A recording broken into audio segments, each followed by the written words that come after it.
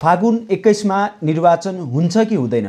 प्राय नेपालीमा अहिले यही प्रश्न छ, खुल्दुली छ, जिज्ञासा छ, अन्योलता छ कि फागुनमै सरकारले तोकिएकै मितिमा निर्वाचन हुन्छ कि हुँदैन। यो भनिरहँदा आज एउटा भिडियोको चर्चा गर्न मन लागेको छ। ब्ल्याक टी हजुर, ग्रीन टी, अब यता अमेरिकानो स्वागतज्यू मिल्क कफी।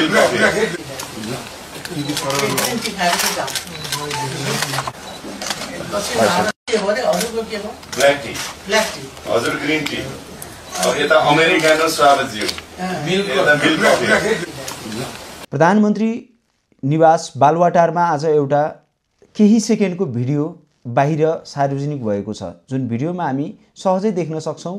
प्रधानमन्त्रीज्यू र सञ्चार मन्त्री जगदीश खरेलज्यूले तीन दलका शीर्ष नेताहरूलाई सोध्नु भएको छ, चिया, coffee, americano, cappuccino, black coffee, white coffee, milk tea लगायत सोध्नु भएको छ। यो एउटा सामान्य कुरा पनि हो, त्यो भिडियोमा खासै केही कुरा छैन। तर आज मलाई एउटा प्रश्न गर्न मन लागेको छ, जुन केही सेकेन्डकै भिडियो आज प्रधानमन्त्री निवासबाट जुन सार्वजनिक गरिएको छ, उक्त भिडियोले के सन्देश दिइरहेको छ? त्यो भिडियोमाथि धेरै टिका टिप्पणी गर्नु छैन। त्यो सामान्य हामी नेपालीको शिष्टाचार पनि हो। तपाईँ हाम्रो घरमा कुनै पाहुना आयो भने त्यसलाई सामान्य रूपमा लिइन्छ। तर मेरो प्रश्न कहाँनिर हो भने, जुन 40-44 सेकेन्डको भिडियोलाई आज सार्वजनिक गरिएको छ, त्यो 44 सेकेन्डको मात्रै भिडियो सार्वजनिक गर्नुको उद्देश्य के हो? अलिकति प्रष्ट रूपमा बुझ्न सकिनँ। त्यही भएर आज हरेक नेपालीसँग सोध्न चाहन्छु, त्यो भिडियोको सन्देश के हो? यदि तपाईहरूले सामान्य कुरा भन्नुहुन्छ भने मेरो प्रश्न यो हो, आज जसरी त्यो 44 सेकेन्डको भिडियो सार्वजनिक गरिएको छ, त्यो पुरा बैठकको भिडियो किन सार्वजनिक गरिएन? प्रधानमन्त्री कार्यालयको संवेदनशीलता हामी बुझ्न सक्छौँ, तर प्रधानमन्त्री निवासमा भेट गरिरहँदा त्यहाँ शेरबहादुर देउवा हुनुहुन्थ्यो, प्रचण्डजी हुनुहुन्थ्यो, ओलीजी हुनुहुन्थ्यो, प्रधानमन्त्रीजी हुनुहुन्थ्यो, मन्त्री थिए। त्यहाँ 44 सेकेन्डको मात्रै भिडियो किन सार्वजनिक भयो र बाँकी भिडियोहरू कहाँ छन्? त्यस्ता बैठकहरूमा सबै भिडियो सार्वजनिक किन गरिँदैन? त्यसले जनतामा त थप प्रष्ट रूपमा हुन्थ्यो नि त। कङ्ग्रेसले के बोल्यो, कङ्ग्रेसको धारणा के छ, कङ्ग्रेसको विचार के छ, एमालेको विचार के छ, धारणा के छ, उद्देश्य के छ, माओवादीको के छ, सबै कुरा त प्रष्ट हुन्थ्यो नि। त्यो सबै भिडियो राखिदिँदा त्यो भिडियो किन राखिएन? त्यो 44 सेकेन्डको भिडियोले धेरै ठुलो समाचार बनाउन चाहदिनँ म। तर आज तपाईँ चिया पसलमा जानुहुन्छ, तरकारी किन्न जानुहुन्छ, मार्केटमा जानुहुन्छ, अफिस, कलेज, इभेन हाम्रो घर घरमा एउटा चर्चा छ, सरकारले तोकेको मितिमा निर्वाचन हुन्छ कि हुँदैन? अन्योलता छ।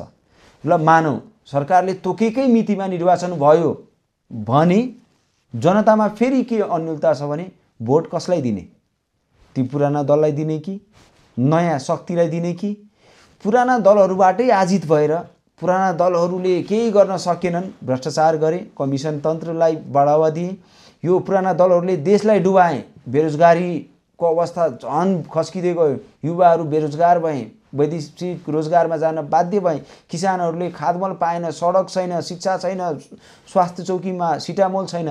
त्यही आजित भएर जेनजी पुस्ताले त्यो शहादत दिएका थिए। अझै जेनजीद्वारा बनाएको सरकार जेनजीकै सरकार भनिन्छ। जेनजीकै सरकार भनिरहँदा अहिले जेनजीहरूको अवस्था के छ? कोही अहिले घाइते छन्, कसैले संसार त्यागेका छन्, कयौँले आफ्नो छोराछोरी गुमाएका छन्, कयौँले आफ्नो अभिभावक गुमाएका छन्। यो अवस्थामा छ र त्यो एक प्रकारको फ्रस्ट्रेसन थियो पुराना राजनीतिक दलबाट। र समयमा निर्वाचन भयो भने अब वैकल्पिक शक्तिहरूलाई भोट दिने। वैकल्पिक शक्ति भनिरहँदा अहिले म प्रष्ट रूपमा भन्न चाहन्छु, कुलमान, रवि, बालेन, हर्क साम्पाङ, यी चारजना नाम चाहिँ अहिले व्यापक चर्चाको रूपमा छ। नेपाली जनताले यी चारवटा अनुहारबाट धेरै अपेक्षा गरिरहेका छन्। यी चारजना मध्ये त एकजनालाई अहिले चर्चाको बिचबाट हटाउँ। अहिले हर्कजी आफ्नै पार्टी खोल्नु भएको छ, उहाँ धरानतिर हुनुहुन्छ। तर काठमाडौँमा रहेका बालेन, रवि, उहाँहरूको पछिल्लो केही दिनको गतिविधि हेरौँ त, सबै जनतामा एक प्रकारको उत्साह थियो।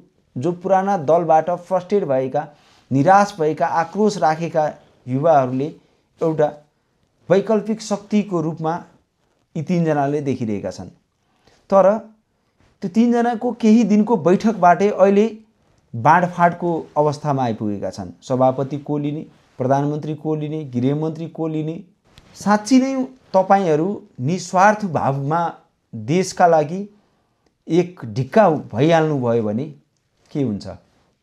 अहिले नै म धेरै कुरा भन्न चाहदिनँ, म कसैको समर्थन अथवा कसैको विरोध गर्न चाहदिनँ।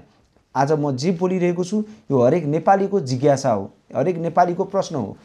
पुराना दलहरूले जसरी प्रधानमन्त्री एमाले राख्ने, गृहमन्त्री कांग्रेसले राख्ने, अन्य दलहरूलाई मन्त्रालयहरू कसको कुन भागमा पर्छ त्यसरी बाँडफाँड गरेर यो देशलाई चलायो। वर्षौंसम्म यो देश यसरी नै चल्यो।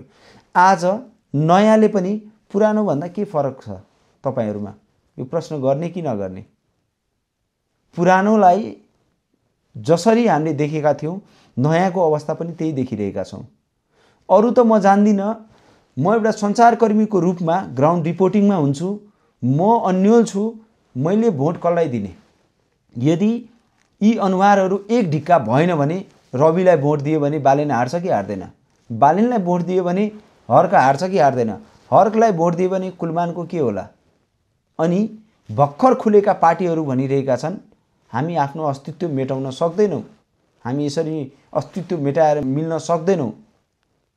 यो भनिरहँदा म भन्न चाहन्छु आज खुलेका दलहरूले आफ्नो अस्तित्व खोजिरहेका छन् भने पुराना दलहरूको अस्तित्वको बारेमा चर्चा गर्ने कि नगर्ने? उनीहरू आफ्नो अस्तित्वको लागि के गर्लान्? र यही अवस्था भयो भने यत्रो शहादत, यत्रो आन्दोलन, यत्रो आगजनी, यत्रो तोडफोड, देशले यत्रो ठुलो जनधनको क्षति बिहोर्नु परेको छ। अनि भोट कसलाई दिने? ल कन्फर्म गर्नुस् त, भोट त कुनै एउटालाई दिने हो। यस्तो त छैन हैन म चारटैलाई दिन्छु भन्न पाइदैन, अथवा म पुरानै दललाई दिन्छु भन्न पाइएन। म आज जुन शब्द यहाँ प्रयोग गरिरहेको छु यो कसैको समर्थक अथवा कसैको विरोधका लागि हैन। आज म बाटोमा गइरहँदा, रिपोर्टिङ गरिरहँदा मान्छेहरूसँग भेट हुँदा मलाई सोध्नुहुन्छ, आम सर्वसाधारण नेपालीले मलाई भन्नुहुन्छ तपाई पत्रकार हुनुहुन्छ, के छ चुनाव हुन्छ कि हुँदैन? म त्यति बेला जवाबविहीन भन्छु, खै थाहा भएन। आफै अन्यलतामा छु म, चुनाव हुन्छ कि हुँदैन? अनि कयौंले सोध्छ रविजी बालेनजीहरूको मिटिङहरू भइरहेको छ, के छ उनीहरू मिल्छन् कि मिल्दैनन्? खै थाहा छैन। अनि पुराना दलहरूको अन्तर्वार्ताहरू लिँदाखेरि पुनर्स्थापनाको कुरा आउँछ। अनि कतिले सोध्छन् के फेरिदेखि पुनर्स्थापना हुन्छ कि निर्वाचन हुन्छ? अनि जवाफ हुन्छ खै थाहा भएन।